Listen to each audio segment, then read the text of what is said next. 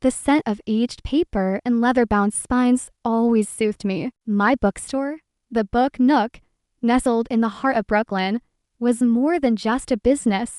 It was my sanctuary, a meticulously curated haven away from the gleaming, often soulless, towers of Manhattan and the suffocating expectations of my family. But even here, surrounded by the comforting weight of stories, the echoes of their disapproval lingered like a persistent, unwelcome guest. My name is Eleanor Vance, but most people just call me Allie. It's a simple name, unassuming, much like the woman they see behind the counter, recommending classics and assisting with research. What they don't know, the carefully guarded secret I carry within me, is that I am also, in a way, Vance, a rather elusive art collector and investor who prefers to operate from the shadows. The contrast is deliberate, a carefully constructed wall between the Ellie they perceive the bookish, unassuming woman content with her quiet life, and the Ellie I truly am, the one they never acknowledged, the one capable of far more than they ever imagined. My brother,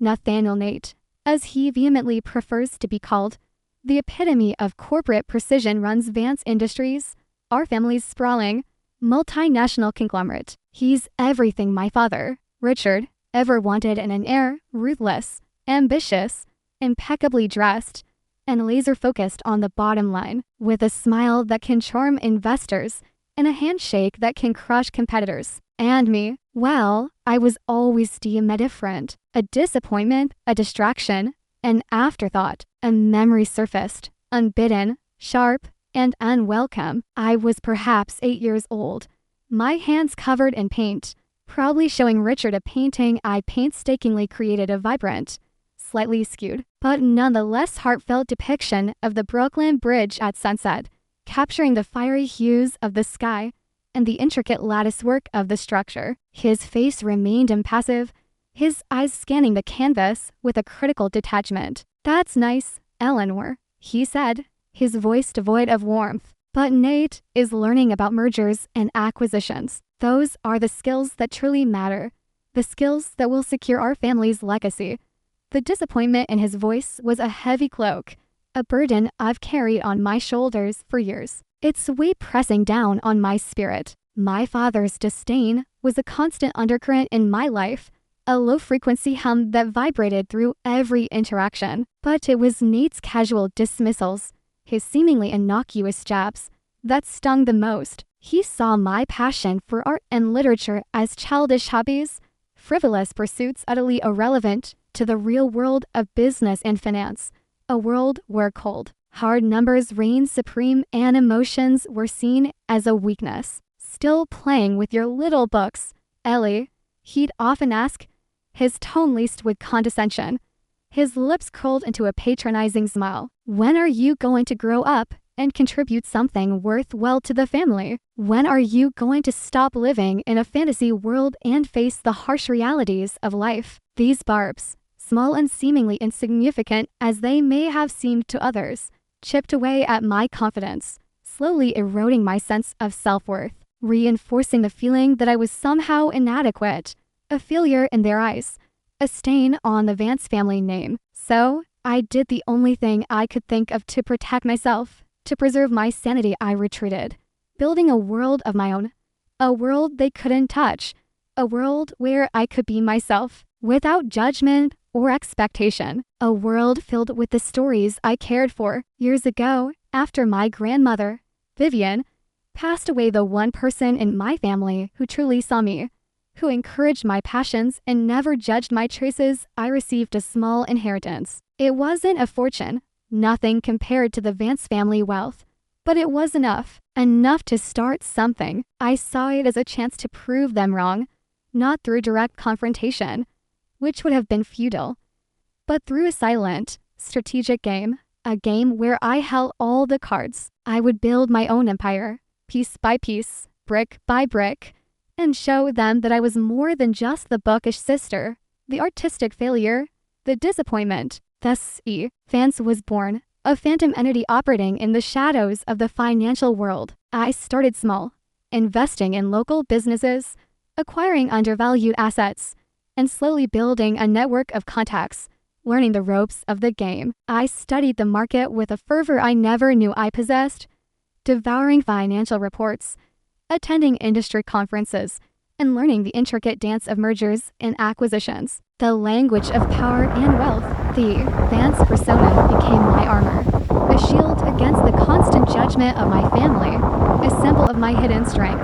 The plan was simple, if audacious: amass enough wealth and power to challenge Nate's control over Vance Industries, to slowly dismantle the very foundation upon which they stood, brick by brick, until it crumbled under its own weight. Was it revenge? Perhaps, but it was also about reclaiming my own self-worth, proving to myself that I was capable of more than they ever believed, silencing the voices of doubt that had haunted me for so long. The idea, initially a faint flicker of hope, the simmer of anticipation, slowly grew into a raging fire, a burning desire to rewrite my story. The rare family gatherings, the obligatory dinners and holiday celebrations became excruciating exercises in self-control, a constant battle to suppress the simmering resentment within me. The forced smells, the hollow pleasantries, the unspoken resentments hanging heavy in the air like a thick, suffocating fog. At a recent charity gala, a lavish affair filled with champagne and false smiles, Richard cornered me. His eyes narrowed, his face a mask of barely concealed disapproval. "Eleanor, why haven't you married?" he asked, his voice a low rumble, his words carrying the weight of expectation. "You're not getting any younger. Don't you want to give me grandchildren to carry on the Vance family name?" I forced a smile, my muscles aching from the effort. "I'm quite content with my life, Father," I said, my voice carefully neutral. "And I'm not sure marriage is for everyone. I enjoy my independence, my freedom." He scoffed, his eyes rolling dismissively. "Nonsense. You need a husband, someone to take care of you, someone to guide you, to keep you from making foolish decisions." The implication was clear. I was incapable of managing my own life, let alone building a successful career. I was a woman, therefore weak. The anger bubbled beneath the surface, threatening to erupt, but I held it in check, reminding myself that this was not the time or place. The game was still in play. "Perhaps," I said, my voice carefully modulated, masking the fury within. "But I prefer to forge my own path,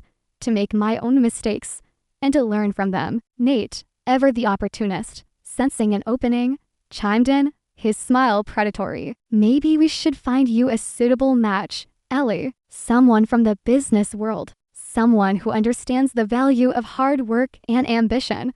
Someone who can appreciate the Vance family legacy." The subtle jab, the thinly veiled insult, was not lost on me. They saw me as a charity case, a project to be managed, not as an equal, not as a person with her own agency and desires. But I would show them. I would show them all. The clock was ticking, and the game has well and truly begun. The acquisition of Vance Industries stock was a delicate, intricate operation, a high-stakes game of chess played on a global scale, where every move had to be carefully calculated and every risk meticulously assessed. As Vance, the mysterious force operating behind the scenes, I employed a complex network of shell corporations and offshore accounts to mask my identity and conceal my intentions, weaving a web of deception that would protect me from scrutiny. It was a risky strategy, fraught with potential pitfalls, but the potential rewards were enormous. The chance to reclaim my power and rewrite my destiny. Each purchase, each carefully calculated move on the financial chessboard, fueled the simmering resentment within me, the burning desire to prove them wrong. Every dollar I earned, every share I acquired, felt like a small victory, a tangible step closer to my ultimate goal, a symbol of my growing strength and independence. Nate, with his keen business acumen and his finely tuned sense for danger, soon detected the unusual activity in the market, the subtle shifts in the stock prices, the whispers in the financial circles. He called me one afternoon, his voice tight with suspicion, his words clipped and precise. "Ellie, have you heard anything about some mysterious investor buying up Vance Industries stock?" he asked, his tone laced with barely concealed anxiety. "Someone who seems to be operating in the shadows, with no clear agenda. I feigned ignorance, my voice innocent and concerned. No, I haven't. Why? Is something wrong? Are the stock prices dropping? Is the company in trouble? He hesitated, a flicker of doubt crossing his face. There's been some unusual activity, he said, his voice carefully controlled. Someone is accumulating a significant number of shares, but they're doing it through proxies and shell corporations, making it almost impossible to trace their identity. I can't figure out who it is, what their intentions are. I forced a laugh, trying to sound casual and unconcerned. Well, I'm sure you'll figure it out soon enough, Nate. You're the expert. After all, you're the one who knows everything about finance and business. He sighed, the sound heavy with frustration. This is serious, Ellie, he said, his voice losing its carefully constructed composure. If someone gains control of Vance Industries, it could have devastating consequences for the company, for our family, for everyone involved.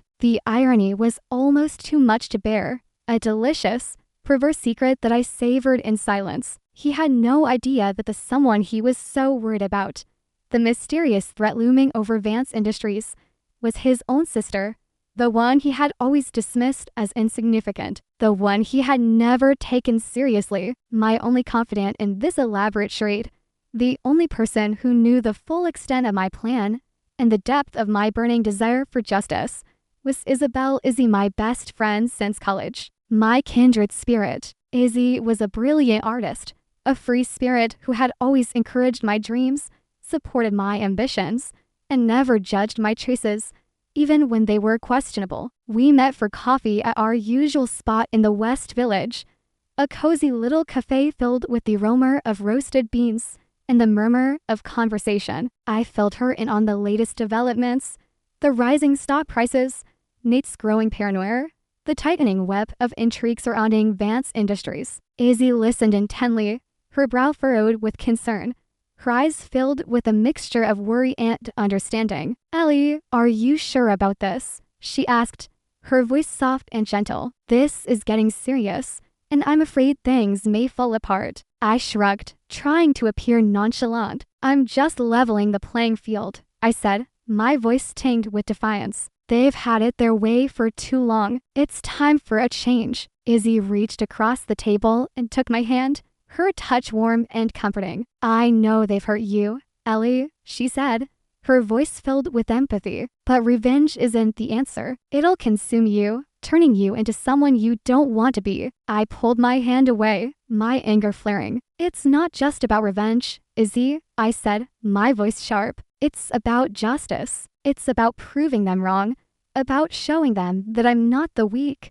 insignificant person they think I am. Izzy sighed, her face etched with sadness. I just don't want you to get hurt, Ellie, she said, her voice barely audible. They're ruthless, and the world is rough. They'll stop at nothing to protect their empire, to maintain their power. I nodded, my jaw set with determination. I know, I said. That's why I have to be even more ruthless. I have to be one step ahead of them, to anticipate their every move, to outsmart them at their own game. I could almost taste victory, but that wasn't my true reward. It was simply an aspect of it. The true reward will be them paying for their own actions. The moment I had been waiting for, the moment I had been meticulously planning for years, finally arrived. I held enough shares of Vance Industries to force a special meeting of the board, to demand answers, to challenge Nate's authority, and to finally reveal my true identity. The tension in the air was palpable, thick enough to cut with a knife. As I walked into the conference room, my head held high, my face an impassive mask, radiating an aura of quiet confidence. Richard and Nate were already seated at the head of the table, their faces etched with anxiety, their eyes darting nervously around the room. The other board members, a collection of corporate yes-men and sycophants, looked nervous and unsure, their faces reflecting their fear and uncertainty, unsure of what to expect, unsure of who to align themselves with. Nate cleared his throat, breaking the oppressive silence. Miss Vance, he said, his voice carefully controlled, his eyes fixed on me. To what do we owe the pleasure? I was under the assumption you don't do well with business. I took a seat opposite him, my gaze unwavering, my voice calm and steady. That's where you are mistaken, I said. I'm here to discuss the future of Vance Industries, I said, my voice ringing with quiet authority. A future that requires some significant adjustments. Richard scoffed,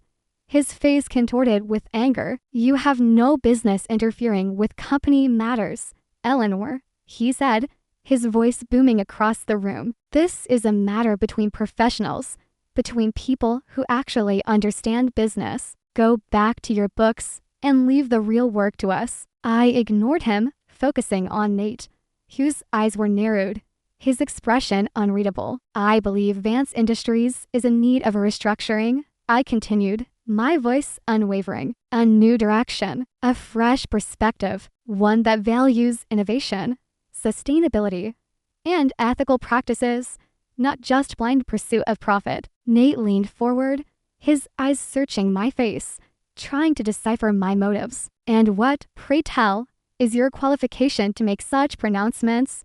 He asked, his voice dripping with sarcasm. What makes you think you know better than we do about how to run a successful business? I smiled, a slow, deliberate smile that sent a shiver down his spine. Let's just say I have a vested interest in the company's success, I said, my voice laced with a subtle hint of menace. A very significant vested interest, one that gives me a considerable amount of say in how things are run. I signaled to my lawyer, Mr. Davies, a formidable figure in a perfectly tailored suit, who handed out copies of a document to each of the board members. It was a formal declaration of my ownership stake in Vance Industries, meticulously detailing the full extent of my holdings, the web of shell corporations, and offshore accounts I had used to acquire the shares. The room erupted in chaos. Richard slammed his fist on the table, his face red with rage, his veins throbbing in his neck. Nate stared at the document in disbelief,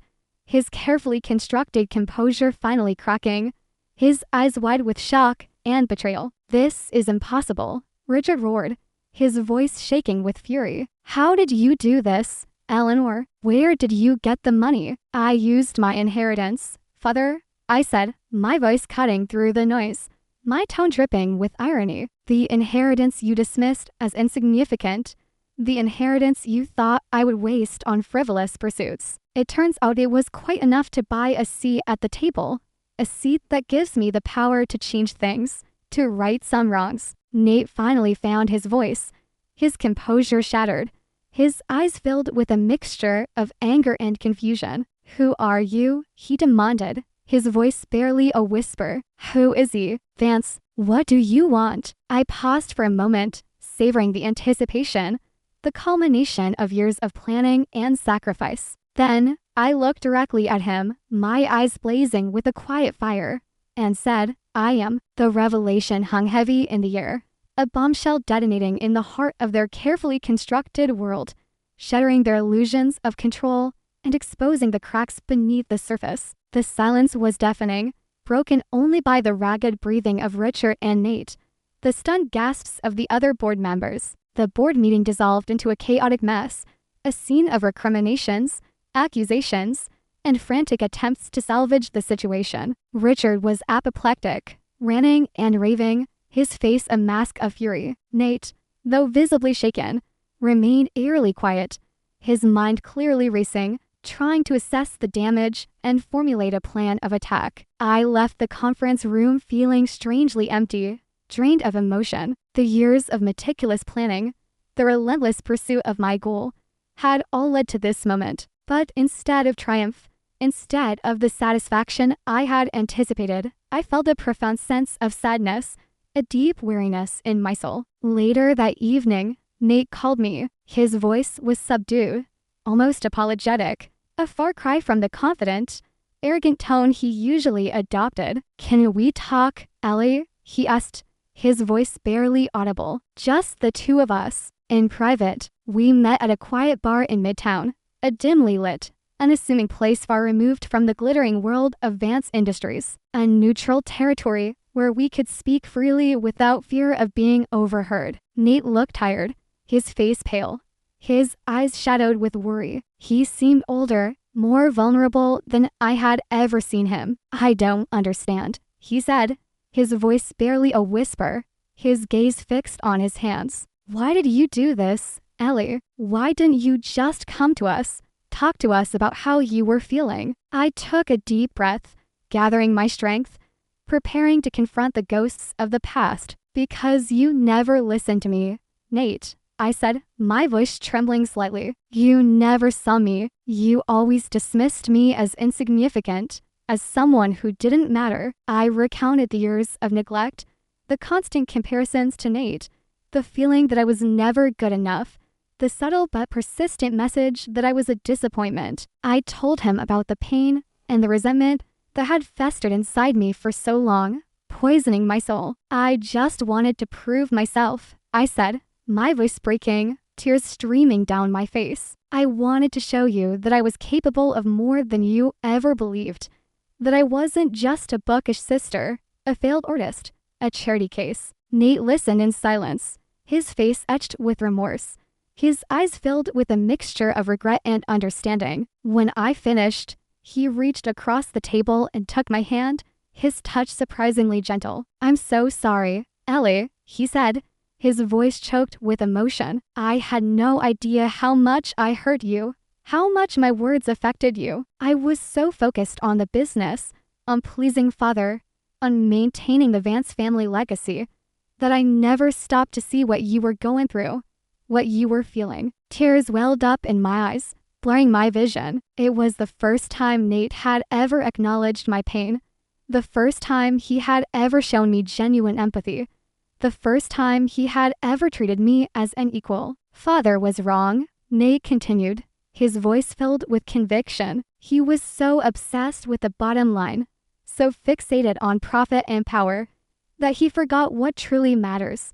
family, compassion, human connection. And he favored me at the expense of you, showering me with praise and attention while ignoring your talents and your dreams. That was his greatest mistake, and I'm afraid I perpetuated the same. We allowed his mindset to poison us." Suddenly, Richard appeared beside the table. His face was gaunt, lined with a visible fatigue he often hid. He looked small, diminished, and a quiet humility had replaced the usual, domineering presence. "Eleanor," after a tense silence, he spoke. "I've been blinded by my own ambition, my own prejudices. I have been unfair to you, Eleanor, and for that, I am sincerely sorry. Both Nate and I owe you far more than just an apology. It is a debt we can't possibly hope to repay." He paused, a single tear tracing a path down his wrinkled cheek. "But I truly hope, with all my heart, that you both can find it in yourselves to forgive me."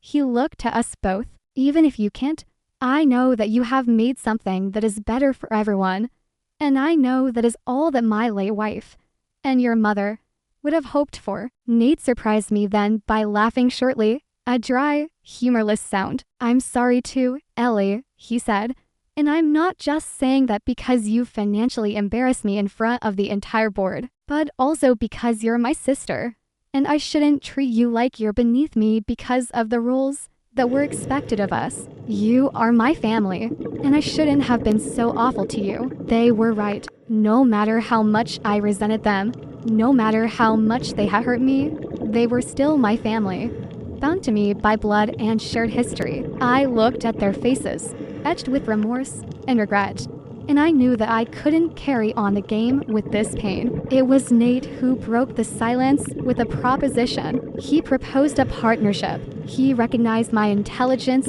and business sense, the qualities he had so readily dismissed for so long. He suggested that we work together, side by side, to lead Vance Industries into the future. Together, I hesitated, wrestling with my own doubts and fears. Could I forgive them? Could I trust them? Could I put aside the years of resentment and work together towards a common goal? After a day of agonizing contemplation, I called a second board meeting. The outcome was unanimous. Nate and I would serve as co-CEOs of Vance Industries, leveraging our individual strengths to transform the company into a force for good. We would implement sustainable business practices, invest in renewable energy, and support community development initiatives, proving that profit and purpose could coexist. Richard agreed to step down, relinquishing his control and acknowledging his past mistakes. The transition wasn't seamless. It was paved with challenges, obstacles, and moments of intense disagreement. But we navigated those difficult waters, communicating openly, respecting each other's opinions, and focusing on our shared vision for the future. We learned to see each other as equals, as partners, as family. Over time, Vance Industries evolved into a different enterprise, a company that was not only profitable, but also ethical, sustainable, and socially responsible. We created jobs, supported local communities, invested in education, and championed environmental protection. We proved that success could be achieved without compromising our values, that a company could be both financially successful and morally sound. Years later, looking back on my journey, I am filled with a sense of both profound satisfaction and a lingering sense of regret. I am proud of what I accomplished, of the empire I had built, and of the positive impact I had made on the world. But I also acknowledge the pain and sacrifice. The act of forgiving, which seemed impossible at first, became a catalyst for healing, a transformative process that allowed me to release the anger and resentment that had consumed me for so long. The forgiveness became a shared aspect that allowed a bridge to be crossed between my father, my brother, and I. I learned that revenge, though tempting, is a hollow victory. It offers fleeting moments of satisfaction, but it ultimately leaves a bitter taste in one's mouth. True happiness, I discovered, lies not in proving oneself to others, but in living a life of purpose, meaning, and connection. And that family, despite its flaws, its imperfections, and its capacity to inflict pain, is the most precious gift in the world, a bond that transcends time and circumstance. I now look at my father and my brother, and I see not the expressions of newfound appreciation. I simply see my father and my brother. Though they express a regret and a respect that they hadn't before, it still feels as if I simply broke the two of them. Though I also wonder if it was what they needed for a long time. Sometimes, when I look at my father and brother, I see not the triumphant expressions, but a deep undercurrent of shame and lingering regret, a weight that they carry on their shoulders every day. Perhaps the price of my triumph was the loss of their peace of mind, a burden they will carry forever. Maybe it was also the right decision to make, to break them so that they would see. Even so, it leaves a lingering, slightly bitter aftertaste that I just can't quite get rid of. It makes me wonder if I was any different from them to want to act so revengefully. The path to true fulfillment is not paved with revenge, but with forgiveness, compassion, and a commitment to living a life of purpose. And even then, a victory that can be looked back on with a true and complete feeling of vindication is rare, often with sacrifice, and potentially with the understanding that there can be no true correct answer. It's only hope. How do you find today's story? Leave a comment below. If you like this video, please like and share. Especially don't forget to subscribe to the channel so you don't miss our interesting and exciting stories.